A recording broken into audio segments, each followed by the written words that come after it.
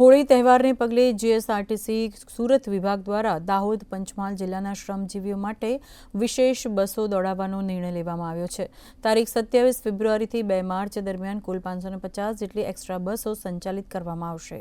આ વ્યવસ્થાથી અંદાજે 30,000 જેટલા મુસાફરોને પોતાના વતન પહોંચાડવાનું નિગમનું આયોજન છે।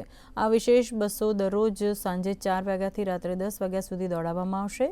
નિગમ દ્વારા આ વિશેષ સંચાલન દરમિયાન રૂપિયા 1 કરોડની આવક મેળવવાનો લક્ષ્યાંક રાખવામાં આવ્યો છે।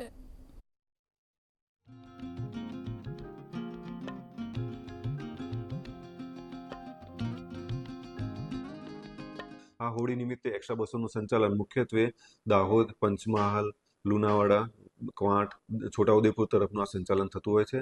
આ સંચાલન અમે સુરતના મેઇન બસ સ્ટેશન CBSની સામે જે સિટી બસ સ્ટેશન છે ત્યાંથી અમે સંચાલન કરીશું। તેમજ ઓલપાડના રામનગર ચોક છે ત્યાંથી આ એક્સ્ટ્રા બસોનું સંચાલન થશે। આ એક્સ્ટ્રા બસો સંચાલન તારીખ 27થી તારીખ 2 તારીખ સુધી આ એક્સ્ટ્રા બસોનું સંચાલન થશે અને જે સાંજે 4 વાગ્યાથી રાતે 10 વાગ્યા સુધી આ એક્સ્ટ્રા બસોનું સંચાલન થશે।